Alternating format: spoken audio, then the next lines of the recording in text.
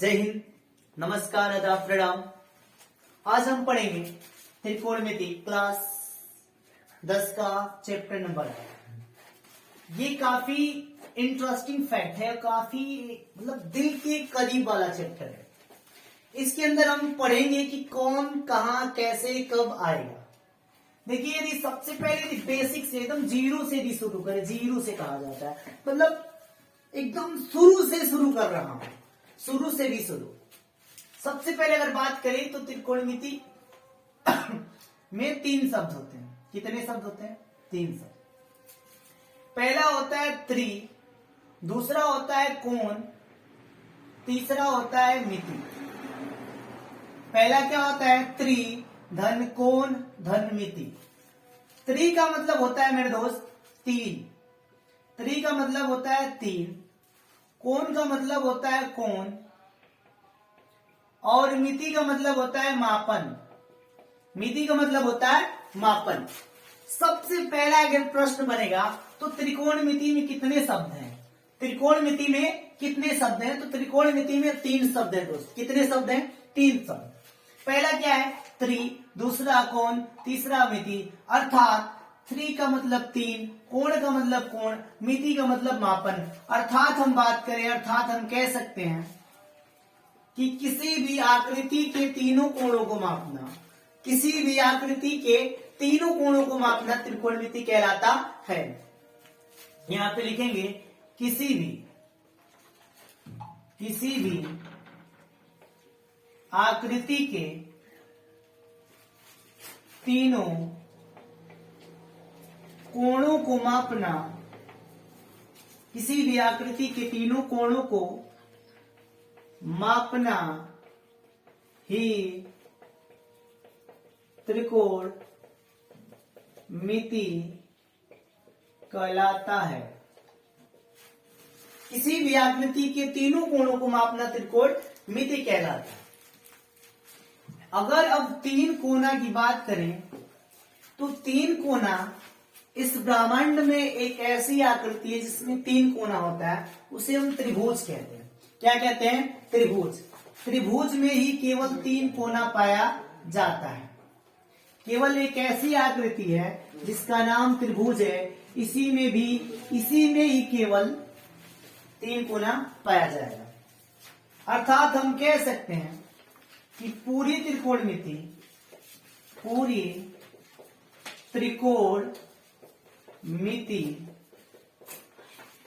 त्रिभुज पर ही डिपेंड है।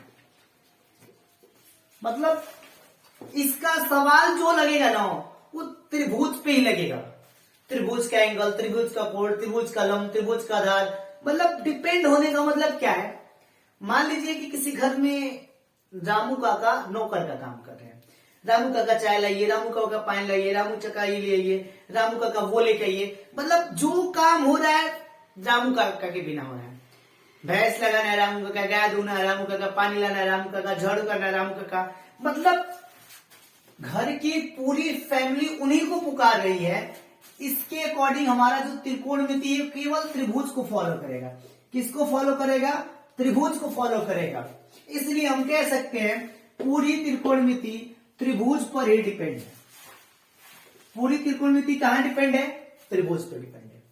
अब बात करते हैं, अगर जैसे हम कहते हैं कि पूरी त्रिकोणमिति त्रिभुज पर डिपेंड है तो वो बोलेगा कि किस त्रिभुज पे? तो हम बोलेंगे सर पूरी त्रिकोणमिति समकोण त्रिभुज पर डिपेंड है। पूरी त्रिकोणमिति समकोण त्रिभुज पर डिपेंड है। यहां तक कॉन्सेप्ट समझ में आया होगा। पूरी त्रिकोणमिति कहां डिपेंड है? पूरी त्रिकोणमिति समकोण पे, समकोण त्रिभुज पे डिपेंड है।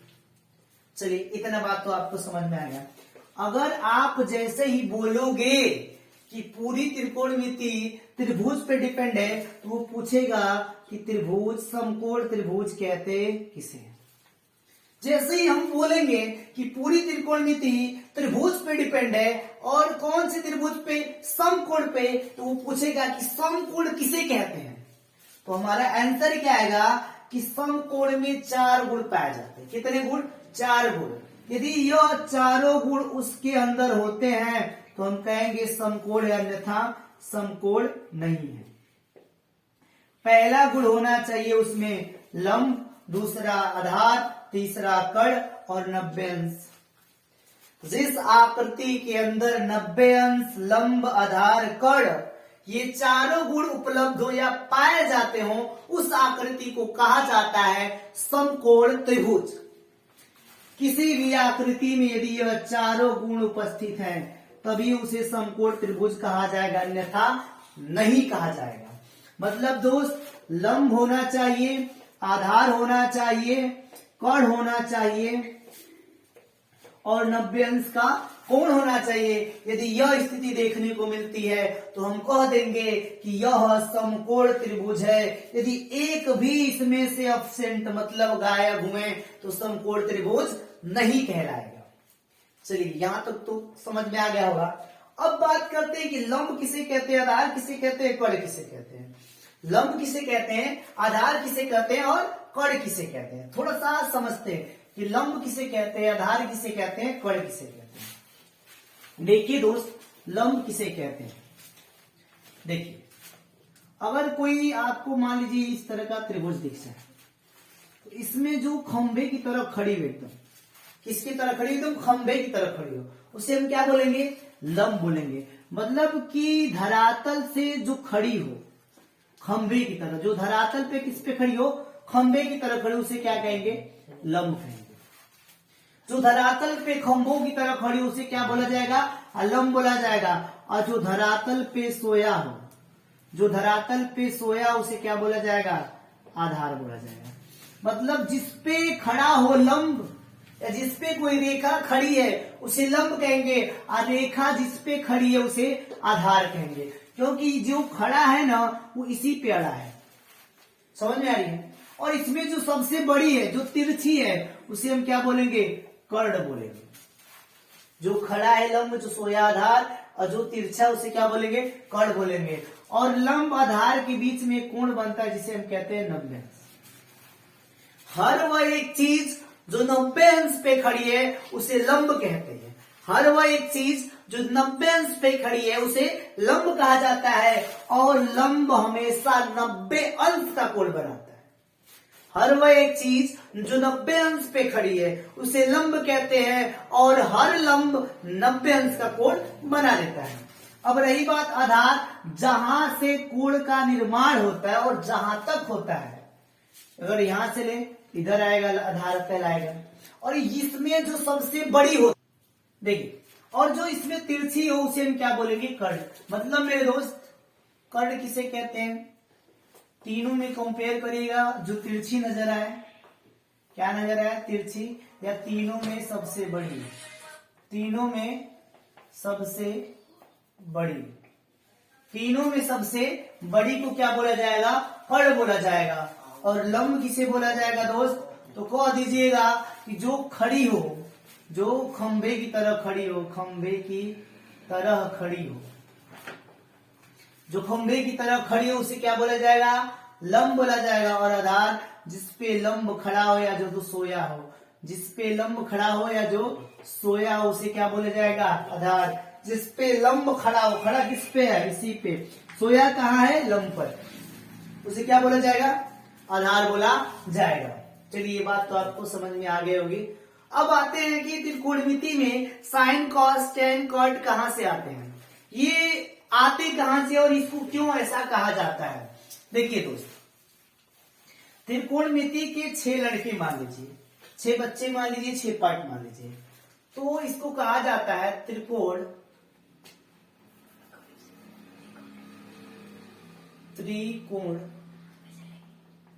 मिति के 6 अनुपात, नाम, निष्पत्तियां। त्रिकोणमिति के 6 नाम, अनुपात, नाम, निष्पत्तियां क्या क्या होते हैं। देखिए, पहला होता है साइन, दूसरा होता है कॉस, तीसरा होता है टेन, चौथा होता है कॉट, पांचवा होता है सेक, छठवां होता है कोसेक। पहला होता है साइन, कॉस, टेन, कॉट, सेक, कोसेक। अब देखिए जैसे आप प्रयोग करते हो अल्फा, ये क्या है alpha, beta, gamma, lambda, pi, phi, या फिर थीटा,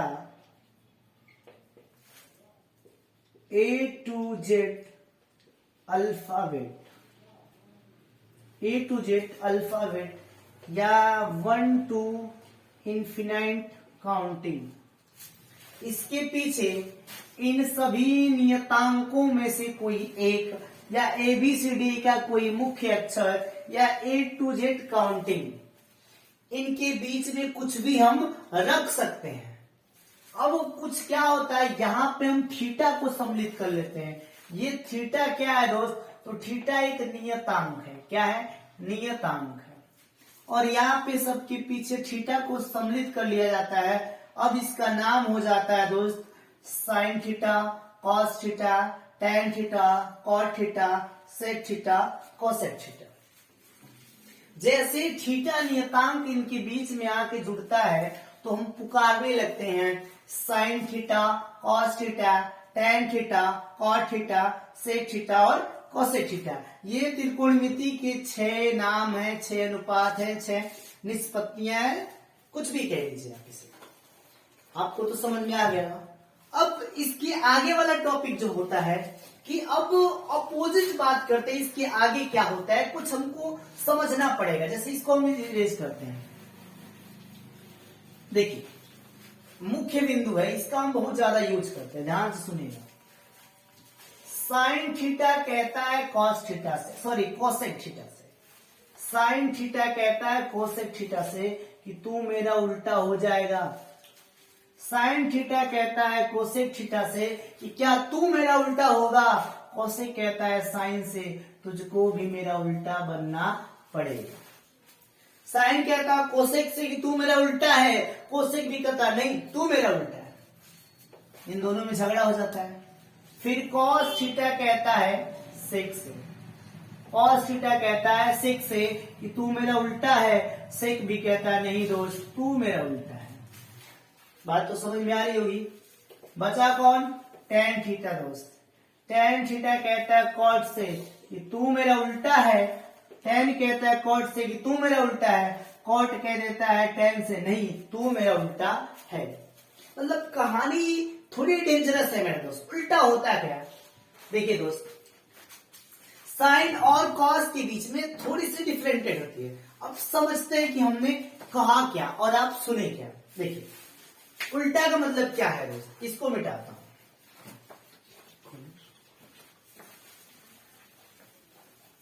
देखिए साइन थीटा का उल्टा 1/cosec थीटा होता है।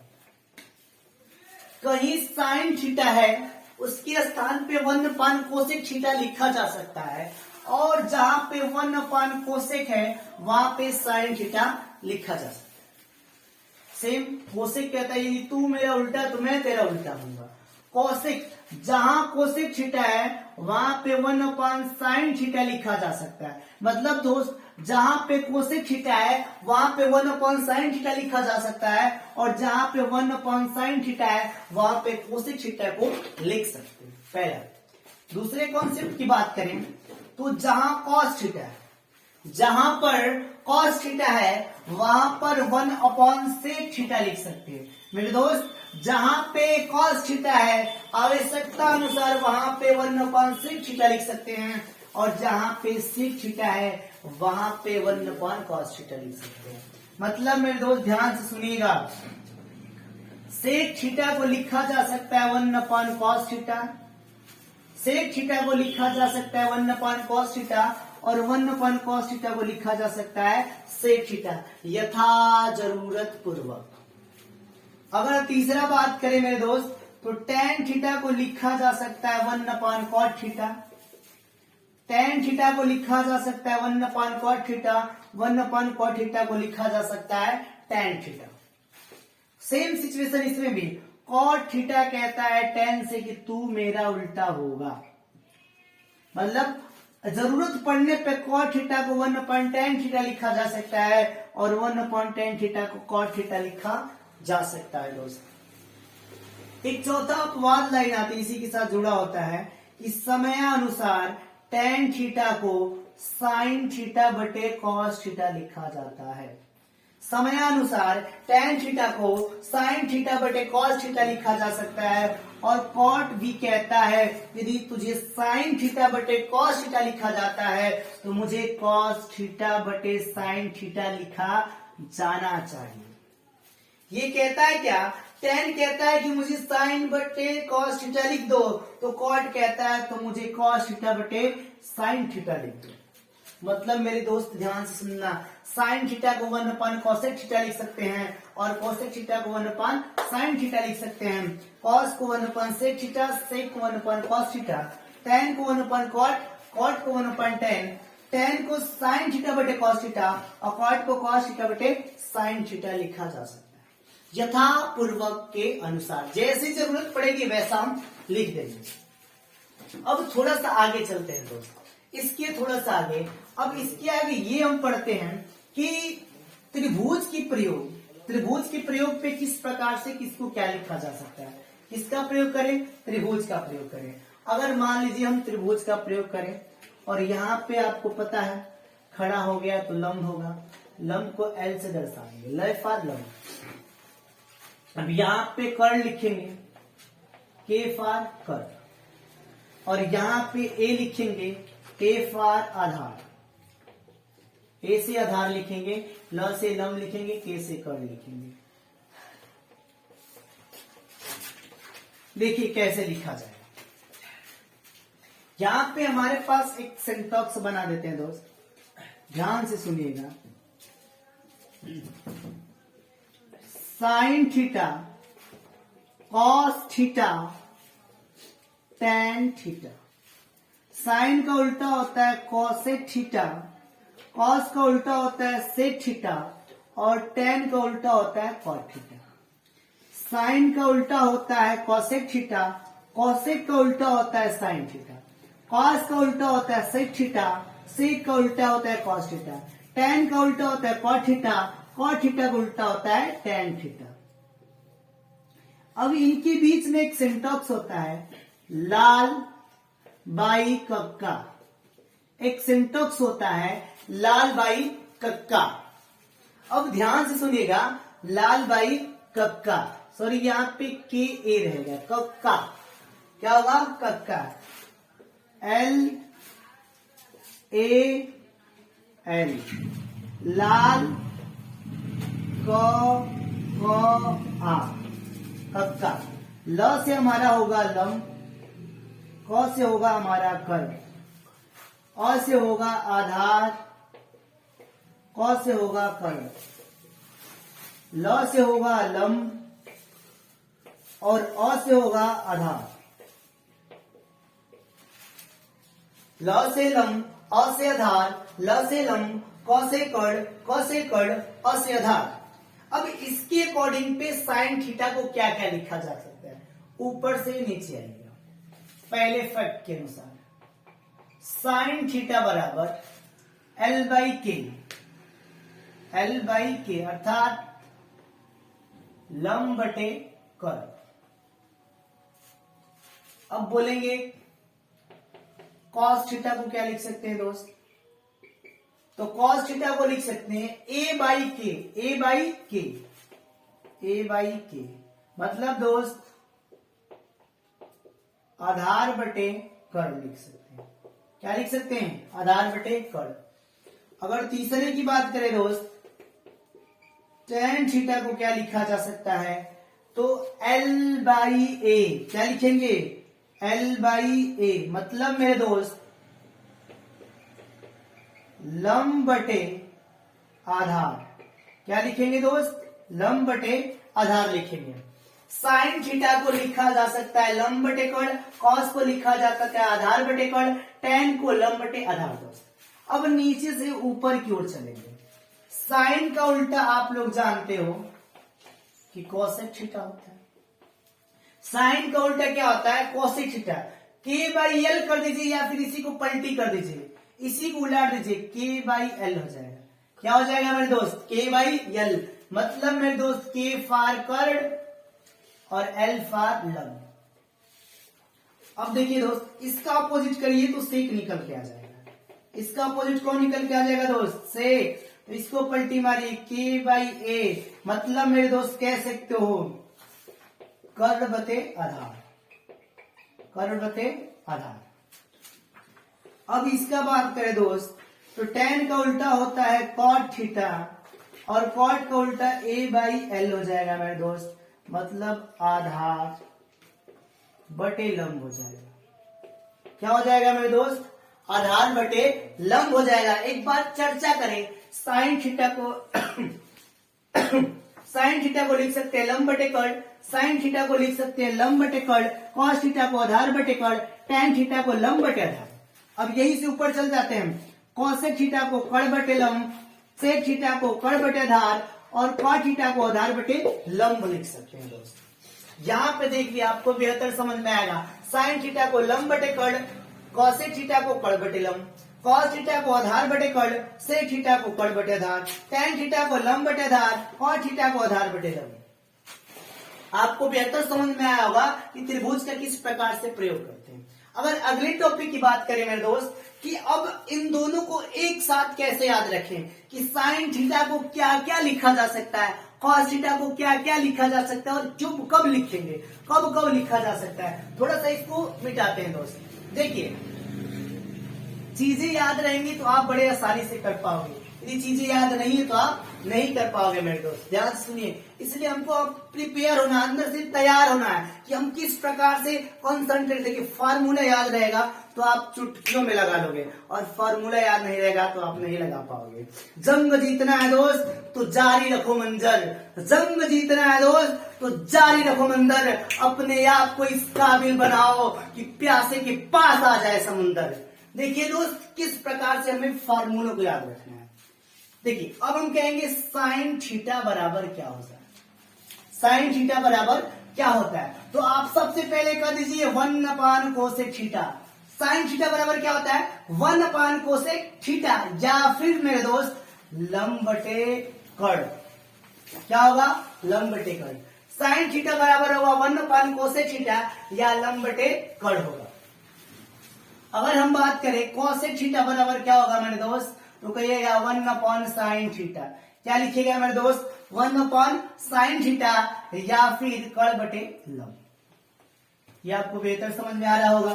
दूसरी बात, अगर हम बात करें कॉस थीटा बराबर क्या होगा, कॉस थीटा बराबर क्या होगा, तो कहिएगा मेरे दोस्त 1 सेक थीटा। क्या कहिएगा? 1 सेक थीटा। और इसको क्या लिख सकते हैं मेरे दोस्त, तो इसको लिख सकते हैं आधार बटे कर्ड। क्या लिख सकते हैं दोस्त? आधार बटे कर्ड।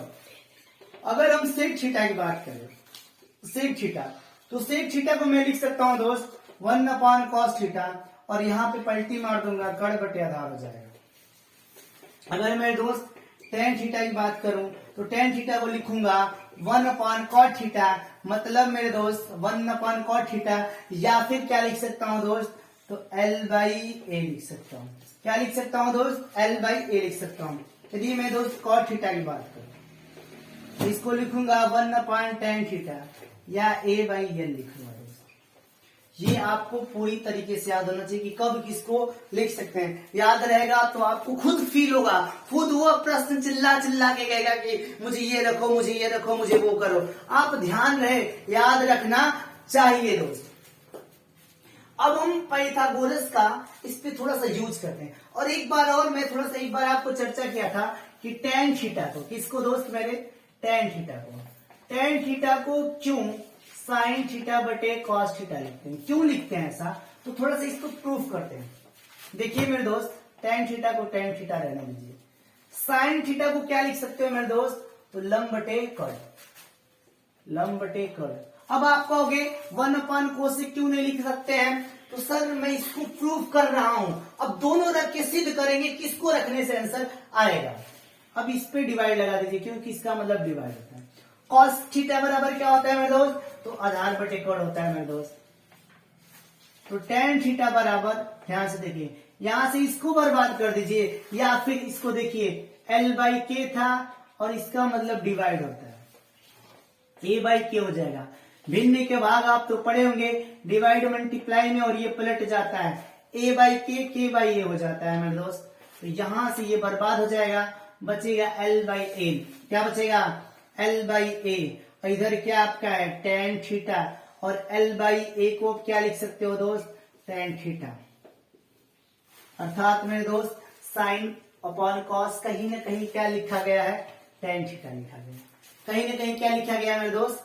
tan थीटा लिखा गया है। यदि मैं किसकी बात करूं दोस्त? cot थीटा को, cot थीटा को हम cos थीटा बटे साइन थीटा क्यों लिखते हैं? अगर मैं बात करूं cot थीटा बराबर cos theta upon sine theta, तो आप वही बात कहोगे दोस्त कि cot theta is equal to, cos को क्या लिखेंगे? आधार बटे गढ़। क्या लिखेंगे मेरे दोस्त? आधार बटे गढ़। साइन को लिखेंगे लंब बटे गढ़। ये इससे बर्बाद होगा दोस्त। तो cot थीटा बराबर होगा A/L। cot थीटा बराबर, इसको हम क्या लिख सकते हैं? A/L को cot थीटा लिख सकते हैं मेरे दोस्त। देखिए, अब इसके बाद हम पढ़ेंगे कि किस प्रकार से पाइथागोरस प्रमेय का प्रयोग किया जाता है, कैसे समीकरण निकल के आते हैं, किस प्रकार से सर्वसमीका निकल के आती है। जय हिंद, मिलते हैं अगले एपिसोड में।